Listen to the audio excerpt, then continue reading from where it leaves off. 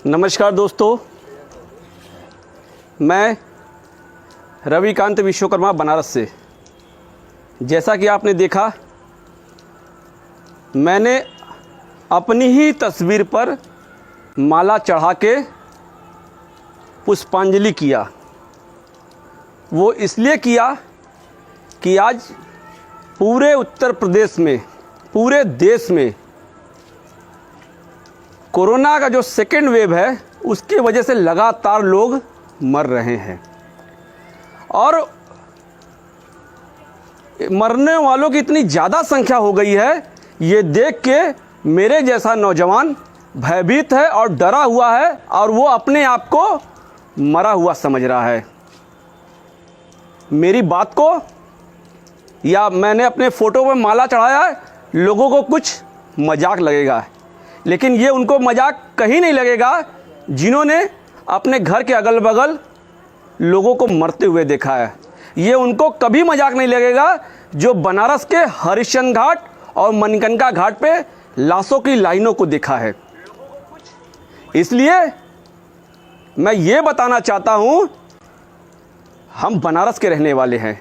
बनारस के सांसद हमारे देश के प्रधानमंत्री हैं नरेंद्र मोदी जी। जब साल भर पहले कोरोना का फर्स्ट फेज था तो उस समय जो भी कोई कोरोना का पेशेंट होता था तो घर घर एम्बुलेंस जाके पेशेंट को लाके भर्ती करती थी। लेकिन आज सेकेंड वेव आने के बाद भी कोरोना के पेशेंट दर बदर अपने आप को एडमिट करने के लिए भटक रहे हैं और उनका कहीं एडमिट नहीं हो पा रहे हैं और वो दवा इलाज के अभाव में मर जा रहे हैं। आज पूरे बनारस में न बेड है, न ऑक्सीजन है, न पर्याप्त डॉक्टर है, न दवाइयाँ हैं। इसका कारण है कि लोग मर रहे हैं। और कोरोना से ही नहीं, कोई एक आम बीमारी से भी अगर कोई ग्रसित है तो उसका दवा इलाज नहीं हो पा रहा है। सुबह सुबह अगर आप अखबार पढ़ें तो अखबार में इतने ज़्यादा टोल फ्री नंबर हैं कि अगर आपको कोई आवश्यकता हो तो आप इस नंबर पर कॉल करिए। लेकिन जिनके यहाँ अगर पेशेंट आ जा रहे हैं ना, तो नंबर कॉल करते रहिए। नंबर तो पहले लगेगा नहीं, अगर लगेगा तो सामने वाला बंदा तुरंत दूसरा नंबर देगा, फिर दूसरा बंदा तुरंत तीसरा नंबर देगा। तो ये नंबर जो चल रहा है ना, जनता सब देख रही है।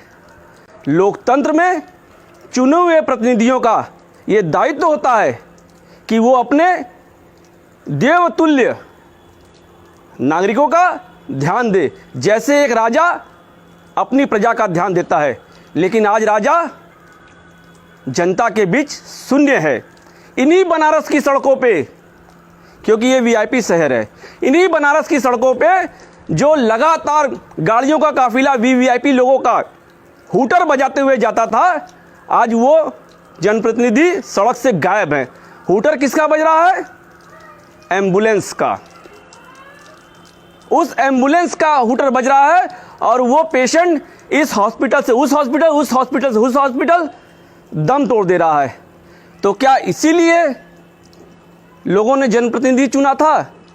बनारस तो अपने आप को भाग्यशाली समझता था कि मैं सांसद नहीं, प्रधानमंत्री चुन रहा हूँ।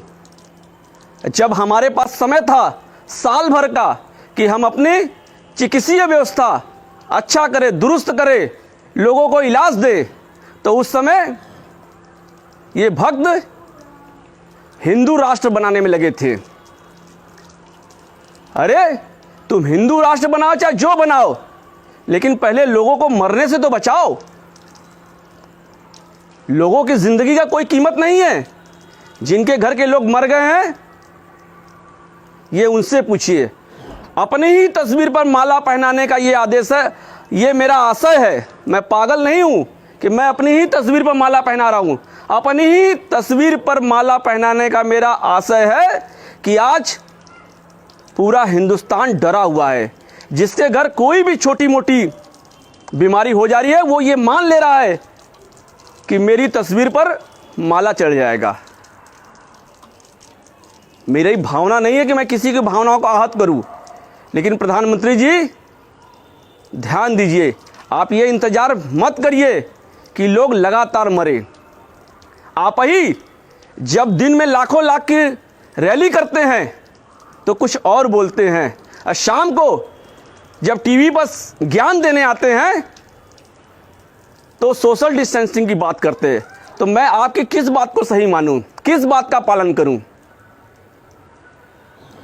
आज जनता त्राहिमाम त्राहिमाम कर रहा है, वो खोज रहा है कि हमारे जनप्रतिनिधि कहाँ है, हमारे राजा कहाँ है।